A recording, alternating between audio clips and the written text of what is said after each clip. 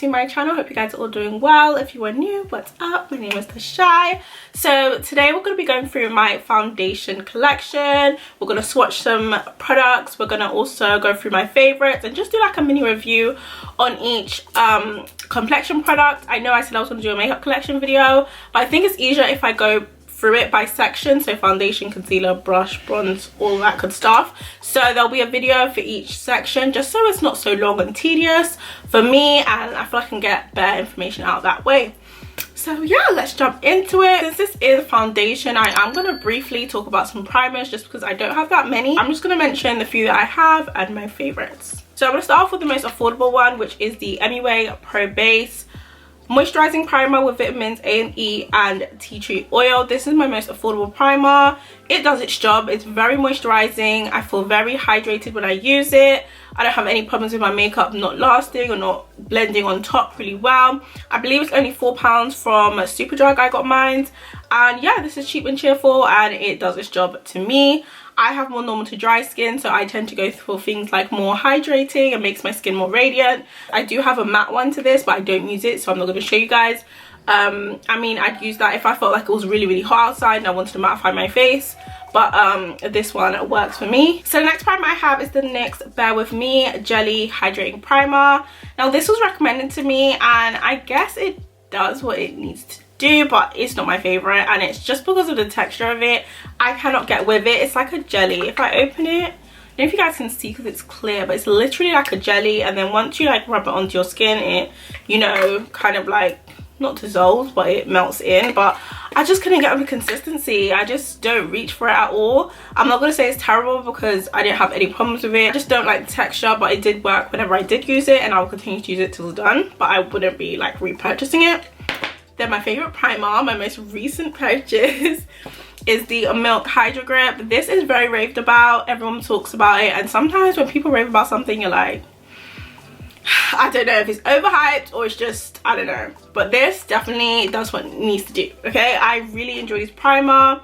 It's very hydrating. My skin, like this, whenever I use this, my makeup comes out flawless. There is no debates on it. Not that this doesn't make my makeup flawless, but I feel like there's a difference with how my makeup like sits on my face. Like it just literally melts in, and I don't tend to lose any makeup around my jawline at all. Like throughout the day, it is stuck. Like it's very tacky and it holds on to the product. Like when they say Hydro Grip, it grips the makeup that's on your face and keeps it there. Even today, guys, I took some pictures outside for content and I was hot. It's 28 degrees, so I was sweating and makeup's still on. Okay, so this is definitely the truth. It's not overhyped. I definitely recommend trying this out. If you can get a sample, definitely do it, but this is definitely my favorite, and I think I've used this in nearly every video since I've bought it, so this is a holy grail for me. Now let's get into foundations. I literally have quite a lot now. I feel like I'm happy with what I have. So let's start off with the Drugstore more affordable options. I don't have as many as I used to have because I feel like my tastes have changed as I've grown up a little bit more. I feel like I prefer more luxury high-end foundations. I feel like they're just more flawless and the quality of it is miles ahead. But let's start off with Drugstore. So first one I'm going to show you guys is the NYX Born to Glow Naturally Radiant Foundation. This foundation is really nice. I was very pleasantly surprised by the shade. I got the shade Cocoa, and I never really tried NYX like foundations before, so I was very intrigued, but I was pleasantly surprised by this. The only thing I don't love about this foundation is the pump. As you guys can see, it's like it gets so messy. I would hate to travel with this, but as far as the foundation itself, very nice. I love the color. It's not too red, it's not too yellow. It's a nice like neutralish deep brown that's perfect for my skin tone. It's definitely giving naturally radiant. This kind of reminds me a little bit, it's reminiscent of the NARS Natural Radiant, which I'll show you guys as I go along. It doesn't have any fragrance, it doesn't have any smell. The coverage is amazing, it blends out beautifully. No issues with this foundation. I have no like cons at all. I'm sure I did a review on it. I'm not sure if I did. If I did, I'm gonna put it in the description box. If you're looking for a more affordable foundation and you want to try this out, I definitely recommend. I'm not sure how big the shade range is. I think there was only a few shades after this shade. So next foundation I have pleasantly surprised me, and it's the Morphe Filter Effect foundation. This literally surprised me, still shocks me to this day that this is so good. You guys know, if you guys don't know, Morphe hasn't had the best press in terms of like complexion products in the past. I feel like their first foundation, the Fluidity, didn't get good reviews, but when they came out with this and I saw the promo with NYX, if you guys don't know who she is, get to know her. She has her own beauty line and she's an amazing makeup artist, and I think it was Makeup Shayla who was in the campaign as well. When I saw those two were in the campaign, I already knew this was going to be some fire foundation because them two don't play, okay? They don't want to come and sell us rubbish. I'm in the shade Deep 35, one of my best foundation matches like ever. The shade range for this foundation is really good. In terms of undertone, Morphe did really well, because I struggled to choose my foundation because there was probably around 3 foundations that I could choose that would look good on me. It was just about which one I wanted to go for. So I was super impressed. Not only was their shade range good, but their undertones, like they got the undertones down. I've been using this non-stop all of August. This is the only foundation I've been using. I need to rotate, so I'm gonna have to give her a little break. I've worn it in like really hot environments and she stayed on point. No fragrance in it. It's a medium to full coverage. The foundation, I believe, was made in Italy, so you know they really invested in the quality of this. I definitely recommend like trying it out. I know people have mixed opinions on Morphe, but for me, this foundation is top tier. Let's get into the more high-end foundation. So let's start off with Miss Fenty Beauty. Miss Fenty. So out of the Fenty foundations, the only one I do still have in my collection is the Hydrating foundation. I did try out the soft matte, but for me, I love a hydrating radiant finish, so I was always going to prefer hydrating. I definitely prefer this formula. The only thing that puts me off with this hydrating foundation is the shade. I'm the shade 450, that's what I prefer. I could probably move to a 445, but I find that's a bit olive, but it's just so red. Like it's quite red. I can balance out my concealers and my powders and it looks good at the end, but now that I've got so much more foundations in my collection and I have foundations that match me really well, this kind of sticks out a bit because it's just not exactly what I'm looking for. But in terms of the formula, it's very nice, blendable, gives the coverage, does what it needs to do. It's a good foundation. I just have other favorites. The next Fenty complexion products I have, I love and definitely will be repurchased. These are the Fenty Eaze Drop Skin Tints. When these came out, I was super excited because I didn't really ever try a skin tint. I got the shades 22 and 21. Obviously, when it comes to skin tint, the shades are more, I guess, stretchable. So 21 was recommended for me for 450, 445 and 440. I do like 21. 21 looks really good on me, but as of yesterday, I put this on and it looked yellow. Like it looked yellow on me and I was like, wow. So a perfect weld would be mixing the two. 22 would definitely be my shade if I went abroad and on holiday, but 21, it can fit me, but I feel like it depends on the day. And because it is quite, it's a product that you just kind of like rub in and you don't use too much of it, I can get away with it. But I feel like I'm a little bit scared of 21 just because if I ever took a picture, I'm not 100% sure that I would like, it would look good. In terms of the actual product, I love the formula. It's so light, it's easy to put on. You can use your fingers and like just swipe it. So breathable. It's literally like a walking filter. Like that's how I would describe this. It's like a walking filter on your face. It looks like skin, it feels like skin. If you put a light layer of this on, nobody will probably know you have makeup on. It literally looks like your skin but better. I cannot like recommend this anymore. If you like a skin tint, you like something really light, this will be amazing on holiday if you just want a little bit of coverage just to make yourself look a little bit more flawless. I definitely love these and would always repurchase them, and nice to have in your collection for more light makeup days. It's also perfect for like if you're gonna go chill at your boo's house but you don't want to wear makeup because why, you're not going out, but you might want a little something on your face. Eaze Drop is that girl, and I believe she has little transfer. From what I remember, I don't think Eaze Drop has transfer. It was very minimal, so that's even better. So yeah, let's move on to Uoma Beauty. So I have the Say What Weightless Soft Matte Hydrating Foundation. I picked up the shade Brown Sugar T4N, which I feel like is too light for me. I mean, I can make it work, but I just feel like it's a little bit too light, which is a bit annoying. But that was my bad. I did buy it online. So yeah, that's my bad, but it's a very nice experience. It's very light.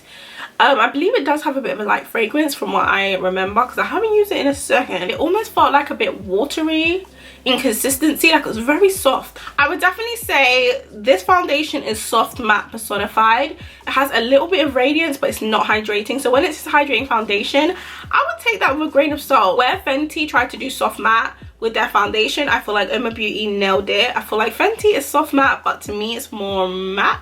This is definitely giving soft matte, a bit of radiance. So for me, they nailed it with the formula, but I just wish I had a better shade. So shout out to Uoma Beauty, black owned brand, love it. So the next foundation I have is literally the only product from this brand because TikTok hyped it up again, and I felt like I need to get in on the action. So it's the Good Apple KVD Beauty Foundation. I definitely have a review on this, which I will link. This is how it looks. I got the shade Deep 82. I really like this foundation. It's definitely a balm. It's not like a cream, it's a balm. It does have a lot of oil in it. To me, I don't mind it because I again have more normal skin, so anything that's going to give me a bit of radiance I'm here for. The only thing with this is that you have to set it. If you don't set this, you're going to end up looking like a grease ball, and I have normal to dry skin, so how can I end up looking a grease ball? Imagine someone with oily skin using this. Gonna look like a McDonald's fry. Like, seriously, it's very balmy. Like if you think of a lip balm, foundation balm, like that's the vibes. And the coverage is insane. The coverage is amazing, like amazing. I feel like I did really good with my shade. This I will definitely more so grab it in the winter time. So now on to the last two brands. We've got Huda Beauty. Now Huda, I'm not a big fan of her regular foundations. I don't need that much coverage, but I did go for another two of her complexion products. So I picked up the Faux Filter foundation stick. This I really did enjoy. I felt like my shade is wrong. I don't think I have a shade in Huda, which I'm sad about. I picked up Coffee Bean 530R, which is very, very red. It's quite on the red side, but the formula of this is amazing. Really, really nice, easy to blend, literally flawless. That's one thing I can say about Huda's complexion products that I do have. Flawless, flawless, flawless every time. Huda does not miss when it comes to creating a flawless complexion product. She got it on lock. The shade is a bit off, and I think the shade above this isn't my shade. The only thing that I struggle with this foundation is how much is too much, because I don't use foundation sticks for my makeup, for my foundation anyway. I find that I go overboard with this. I do like 2 swipes here, 2 swipes there, and then do a few, and then when I blend it out, I'm like, this is too much makeup. So I feel like I need to find a good way to make this work for me. Maybe if I rubbed it like on my hand and then used it from my hand with a brush, maybe that would be better. But I feel like the Faux Filter is like really Faux Filter, like for real, for real. I get so many compliments on this foundation for sure. Next, we're going to talk about this newish release, which is the Glowish Skin Tint by Huda Beauty. I got it in the shade 12 Rich. This baby, the first day I tried this out, I couldn't believe my face. I couldn't believe my skin. Like, I couldn't believe I could get more flawless than I already got my routine. Like, this is amazing. The only thing I would say about this is that I would say it's more of a light foundation than a skin tint. I feel like the skin tint is meant to be much more lighter. I feel like this consistency is thick enough to be a foundation. If you're someone that has I don't know, hyperpigmentation, or you have quite a few scars on your face and like the Eaze drop is too light for you, and then the Huda Skin Tint might be better for you because it's definitely way more coverage than the Fenty. This skin tone match, the shade match is everything. I got number 12 Rich and I don't regret it. It might be a little bit dark for me, but it just complements my skin so good. It's like chocolate. Like, I love it. I absolutely love this shade. I have nothing bad to say about this. It doesn't have any smell, blends out super nice. It's just a great product. You guys can tell, like, I really enjoy this. It definitely gives you a glowy, dewy kind of finish. So if you like that, then this will definitely be for you. I'm obsessed. I love this. This is one of my favorites right now. The last brand, and it's top 2 and it's not 2. I think you guys probably already know what we're coming to. It's NARS. NARS, for me, ahead of the game when it comes to complexion. I feel like they have so many shades and undertones. I don't feel like anyone do you know what? I feel like everyone has a shade in NARS. So I have 2 formulas with NARS. I have the Natural Radiant and then I have the Soft Matte Complete. So let's talk about the OG, because this is my girl. This is my ride or die. If I was on an island and I could only pick out one foundation, this will be the one. She works. She just works, okay? I got the shade Namibia. I could probably move up to Iguaku, but I got Namibia because whenever I wear foundation I usually always highlight, so I always want to balance out my skin and make sure everything blends together down to my neck. I don't have time for take a picture with flash and it's not blending. I'd rather just go a smidgen darker just to ensure blendability and flawless looks. Okay, so I love this, love this. If I was going to recommend to get any high-end foundation as your first like a luxury foundation, high-end foundation, I would definitely recommend NARS.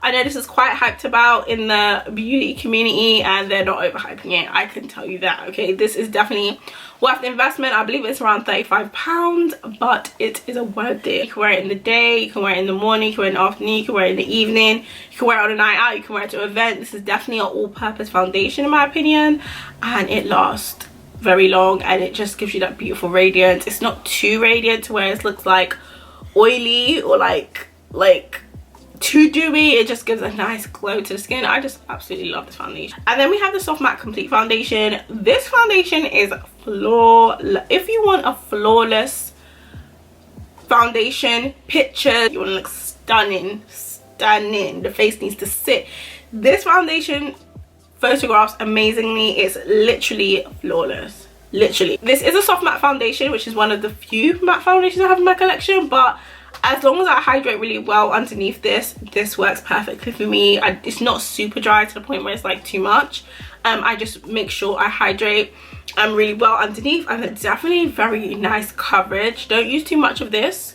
I only use a few drops when I do use this because you can get, I feel like you can build this coverage up pretty fast. It's one of them foundations where it's like it builds up pretty quick. Like you'll put 2 drops and then once you blend one side you're feeling like, I feel a bit too high coverage. The only con I have about this foundation is the applicator. I hate when foundations don't have a pump. Like, what's the issue? Where did this come from? It can be annoying because like as soon as you open it, the foundation's already like coming through and it's like, it's a bit of a rush to get on your face. For me, this is more of a nighttime foundation or event or anywhere I feel like I might be taking like really nice pictures or I'll be all day. I'd go for this, but definitely more for the winter time. But really good foundation. But if I was to recommend anyone, I'd recommend this one. But I mean, it depends on your preference, what you prefer, but this one would be the one. My top 3 I think you guys might already know. Number 1, NARS, of course.